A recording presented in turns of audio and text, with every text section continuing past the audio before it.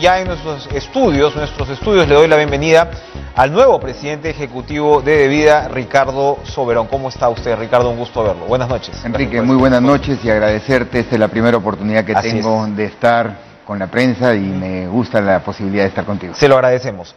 No sé si producción me puede ayudar. Hay un tuit interesante de Devida hoy. Más adelante lo vamos a ver porque usted se ha venido reuniendo, ha tenido ya reuniones, acciones importantes. Cuénteme cómo ha planteado su agenda de saque, de entrada pues en estos momentos, de todas maneras, movidos para el país y movidos en el debate, ¿no?, en torno a la coca. Sin duda, en primer lugar lo que he querido es reunirme con los equipos de Devida, conocer lo que se ha venido trabajando en esta última década y realmente poner en orden las ideas que hay en la institución, pero luego reconociendo la necesidad de establecer criterios claros de política pública. Reconocemos que tenemos una política nacional de control de drogas al 2030, que es nuestro marco general de acción, y desde allí, con el equipo de la institución, hemos planteado 4 grandes pilares de política que le vamos a proponer a la Premier y al presidente Castillo, que deben definir un poco la gestión nuestra en Devida. ¿Cuáles son esos 4? El primero de ellos, definir la ejecución de la Política Nacional de Control de Drogas, permitiendo la necesaria capacidad financiera por parte de Devida para conseguir metas ambiciosas. Recordemos que la pandemia lamentablemente nos ha hecho perder, digamos, un año para poder conseguir estos retos ambiciosos. En segundo lugar, creemos fundamental generar un pacto social ciudadano en la selva alta, que está comprendido fundamentalmente por 3 ideas. La primera de ellas es la reestructuración del modelo empresarial por el cual hoy en día se intenta controlar los cultivos de coca. En segundo lugar, la necesidad de hacer una erradicación focalizada en determinadas áreas del país, tales como áreas naturales protegidas, zonas de amortiguamiento, bosques vírgenes y áreas de frontera. Somos tan conscientes del problema generado por la expansión descontrolada de los cultivos de coca en zonas de pueblos indígenas. El día de hoy nos hemos reunido con dirigentes de la FECONACA, que es la Federación de Comunidades Cacataibos, y de Oriau, la Organización Regional de Pueblos Indígenas de Ucayali. Hemos escuchado sus demandas, sus agendas, sus preocupaciones, y creemos nosotros que en la gestión debemos de hacer que el programa presupuestal de desarrollo integral sostenible incorpore a los pueblos indígenas en el quehacer de Devida, de modo que podamos con ellos lograr detener la expansión descontrolada de los cultivos de coca y poder generar condiciones de desarrollo rural. Un otro elemento que le hemos planteado a la Premier se refiere a la parte internacional. Creemos nosotros que Devida merece expandir su espalda financiera para poder emprender los enormes retos que hay a lo largo de las 14 cuencas cocaleras. En ese sentido, creemos nosotros que no es posible reducir la oferta de drogas cocaínicas en la región, en el mundo, si es que tampoco se reduce la demanda de ellas en el mundo. Ese es un elemento fundamental y creemos nosotros necesario emprender acciones para convocar a los principales países donde se consume cocaína para repensar el modelo de cooperación con el Perú bajo el criterio de la responsabilidad compartida, la cooperación. Varios puntos interesantes ha planteado usted. A ver, primero, el de la reestructuración del modelo empresarial, en lo que tiene que ver con la selva, me imagino con productos alternativos, ¿verdad? ¿Cómo hay? ¿Qué es lo que no ha funcionado y qué es lo que hay que cambiar, mejor dicho? Mire, tenemos que los 3 últimos censos nacionales sobre consumo de hoja de coca tradicional arrojan un incremento importante de los usuarios de la hoja de coca. Lamentablemente, a lo largo de su existencia, la empresa nacional de la coca no solamente no ha sido capaz de controlar el cultivo y el consumo tradicional y el comercio tradicional, por el contrario, ha perdido con la informalidad de tal manera que hoy en día no es capaz siquiera de captar lo que la ley le manda. ¿Cuántas hectáreas son las de coca legal, más o menos, en el país? 12.000 hectáreas, 12.000 hoy en día, y hay 5.6 millones de personas que en el Perú la usan. Ahora bien, ese es un elemento, pero en realidad lo que va al costado de esta reestructuración es el fortalecimiento de nuestra proyecto, el PIRDAIS, el Proyecto de Desarrollo Integral Sostenible en la Selva. Este ha tenido éxitos importantes en algunas regiones del país y lo que debemos de hacer es potenciarlo, fortalecerlo. De este modo que los primeros días de la gestión hemos resuelto algunas pequeñas gaps que habían, algunos pequeños vacíos en el proyecto de presupuesto, y con la colaboración del Ministerio de Economía estamos logrando. Pero por lo que usted me dice, no sería ni siquiera necesario ampliar el hectareaje legal, ¿o sí? Es decir, ni siquiera se está dando abasto en ACO para procesar de manera correcta la coca legal. En este momento lo que hay que hacer es controlar la coca ilegal. Y para esto, este pacto social que le estaríamos planteando como gobierno a la población de la Selva Alta se funda en una idea sustancial, que es: ¿quieres ser ciudadano? ¿Quieres tener derechos y obligaciones? Pues tendrás que cumplir con algunas de ellas. Primero, controlar la producción de hoja de coca a los límites planteados. Segundo, evitar el desvío de la coca a la poza de maceración. Tercero, tener y colaborar en la reforestación de las zonas de la Selva Alta que se encuentran degradadas, no usar productos químicos que contaminen el ambiente, es decir, un conjunto de elementos que deben ayudar a este ciudadano de la Selva Alta a confiar en su Estado y a no estar sujeto a la provocación del narcotráfico. Tenía a la mano, usted lo debe tener en la cabeza, acá lo tengo. Estamos hablando de la superficie cocalera ha crecido en más de 13%, ha pasado de 54.655 hectáreas en el 19 a casi 62.000, ¿no? En el 20, según la última edición, es decir, son más de 7.000 hectáreas adicionales. Si estamos hablando de estas 62.000, que no incluye, por supuesto, las otras 12.000, ¿verdad? ¿No? Ok. 62.000 hectáreas de coca ilegal. ¿De qué porcentaje estamos hablando en estas zonas que usted ha descrito? Zonas de amortiguamiento, áreas naturales, etcétera. ¿Cuánto hay? Porque, por ejemplo, entiendo yo que el último paro cocalero de Puno tenía que ver con eso, es decir, con la demanda de estos cocaleros de que los dejen sobre todo entrar a las zonas de amortiguamiento, lo cual sería pues inaceptable.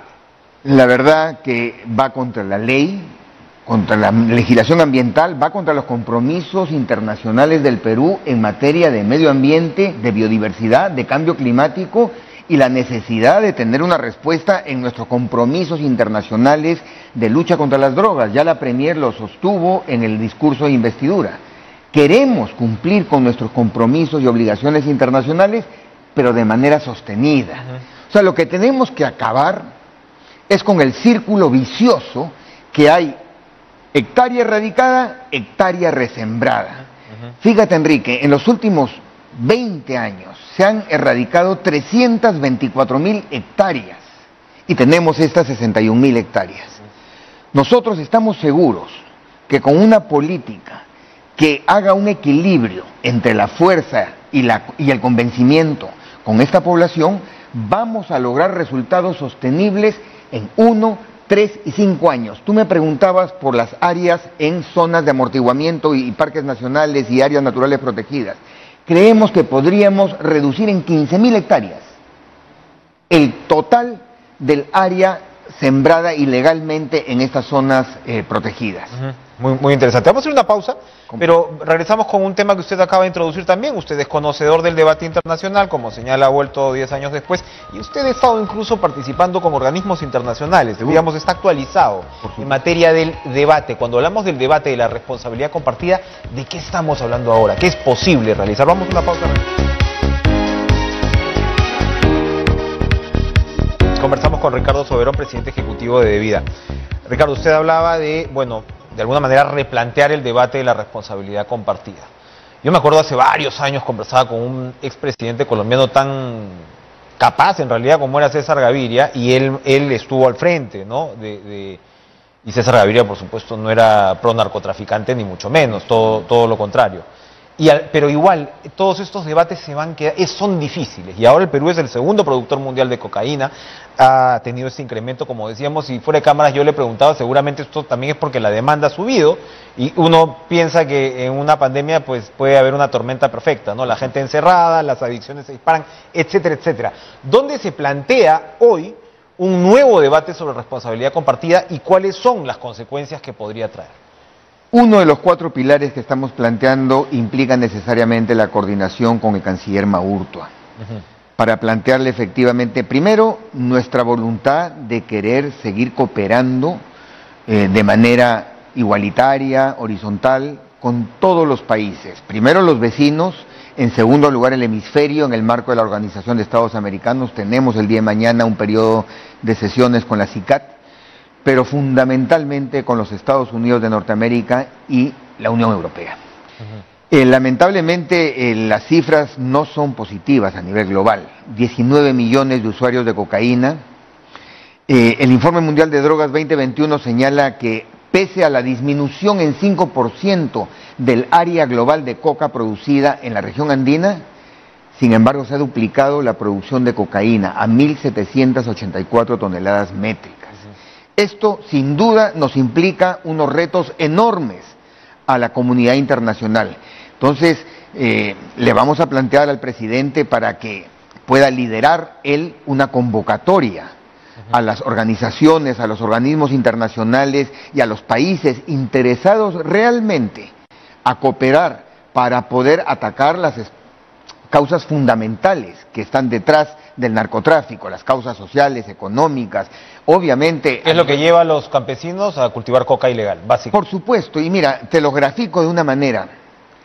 El café que se pueda tomar en Nueva York o en Frankfurt, un ciudadano de estos países debe de pagar en su cuenta no solamente el costo del café producido en el valle, en los valles de San Martín o del Braem, sino que también debe de pagar por cocaína no producida, debe pagar por las emisiones de carbono evitados y debe pagar por los árboles no deforestados. Porque el tema, además, como usted señalaba, además del impacto ambiental de la coca, es una variable que no es nueva de ninguna manera, pero es cada vez más dramática porque usted acaba de tocar el tema de la productividad. Es una productividad cada vez más alta que, por cierto, conlleva o es por la erosión de los suelos, es decir, los productos que se utilizan, etcétera, etcétera, y estamos hablando de un debate en el cual nos podríamos enganchar muy bien, ¿no? Precisamente. Después de Glasgow, de la cumbre de cambio climático, creo que llegamos bien y estamos con toda la iniciativa para poder plantear los temas, los ejes, porque esta pelea no la hace un país solo. Necesariamente debemos de convocar a la comunidad internacional y estamos seguros que Naciones Unidas, la Organización de Estados Americanos, va a acompañar al Perú en esta propuesta. La Unión Europea ha sido tradicionalmente más flexible, ¿no?, frente a las estrategias que usted planteaba. Estados Unidos se supone que no tanto. ¿Ha cambiado esa aproximación estadounidense con el tema? Yo creo que el tema climático y ambiental replantea también muchas de estas materias. Sin duda, creo que podemos cooperar como parte de los países de la región andina para que Estados Unidos pueda reducir también la cantidad de droga que ingresa a su país. Si es que realmente hacemos los cambios que correspondan a nivel de la cooperación que Estados Unidos nos brinda al Perú, incrementarla cuantitativamente es fundamental, pero también incrementar su capacidad de uso a nivel cualitativo, de modo que dólar americano invertido en el campo sea sostenible permanentemente. Ojo que también tenemos el problema que hoy en día en el Guayaga, donde se produjo el modelo San Martín, también comenzamos a ver rebrotes de cultivos de coca. Entonces tenemos que asegurar sin duda la relación con las organizaciones sociales, con las cadenas de valor ya implementadas en los valles cocaleros, ex cocaleros en San Martín, y tenemos que trabajar fundamentalmente, y eso es algo que va a caracterizar a nuestra gestión, la frontera norte del Braem con la selva central, allí donde convergen pueblos indígenas y productores cocaleros, para poder lograr este pacto social que nos corresponde como Estado convocar, impulsar y promover. ¿Se ha reiniciado finalmente la erradicación? ¿Hubo un toma y daca ahí con el Ministerio Estamos Interior? todavía a niveles muy reducidos como consecuencia de la pandemia, están comprometidos los fondos. Lo que queremos es conversar con el ministro del Interior para plantearle una focalización que permita que el dólar que se gasta para erradicar una hectárea no tengamos que replicarlo meses después en el mismo lugar, sino que podamos sostenerlo. Entonces, no abandonar el campo, poder acompañar la erradicación con presencia de vida con nuestro programa de desarrollo rural, con comisarías que se corresponden. Es lo que ocurrió en Monzón. En Monzón se pudo erradicar sosteniblemente porque inmediatamente se instalaron y todavía están las comisarías en Cachicoto, en Monzón. Era algo que no se creía en ese momento. Yo recuerdo como reportero haber viajado al Monzón, eso era tierra de nadie, o sea, eso era zona liberada para el narcotráfico en realidad, y es un caso efectivamente de éxito. ¿Qué pasa? Yo hablaba ahora de las reuniones que usted ha tenido porque dirigentes de AIDESEP lo calificaron usted de prococalero. Y muchos dicen que Ricardo Soberón es prococalero. Usted lo que está describiendo es una estrategia que suena bastante razonable. ¿Es usted prococalero o no es prococalero? Explíquese, por favor, elabore sobre la materia. Soy properuano. En los últimos 2 años he trabajado para un organismo de Naciones Unidas con 10 federaciones indígenas en la zona de Trompeteros. 3 años antes estuve con la excongresista Tania Pariona trabajando en Ayacucho. Hace mucho tiempo que mi relación de trabajo no se circunscribe a los productores de hoja de coca. He trabajado con militares, con policías, con académicos, personal penitenciario. Tengo una visión integral. Diría que tiene un conocimiento más integral que hace varios años. Totalmente. Y si me dicen, ¿usted ha cambiado?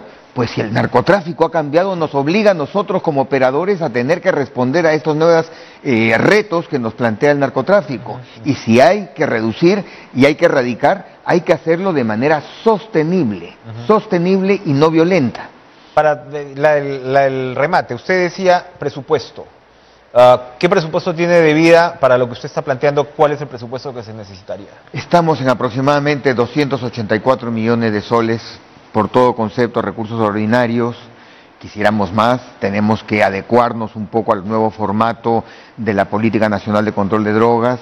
Estamos en esa conversación con el Ministerio de Economía y Finanzas y esperamos que en el debate que se haga en el Congreso, desde aquí, mi convocatoria a los congresistas de todas las bancadas, porque a los congresistas los vemos en el despacho siempre intercediendo como debe de ser por sus alcaldes, por sus organizaciones, por sus gobiernos regionales.